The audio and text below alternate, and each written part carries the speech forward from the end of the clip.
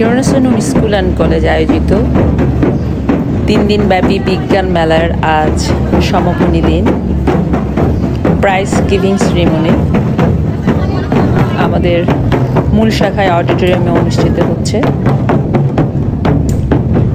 Principal আপার আগমনে সবাই তাকে বরণ করতে আমরা অধীর আগ্রহী ছিলাম।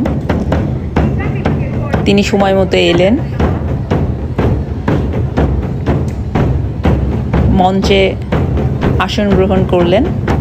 তারপর কাঙ্ক্ষিত ফলাফল হাতে পেয়ে সমাপনী বক্তব্য শেষে আমরা পুরস্কার বিতরণ করব সেই ক্ষুদে বিজ্ঞানীদের হাতে, যারা এই বিজ্ঞান মেলায় বিভিন্নভাবে পুরস্কৃত হয়েছে।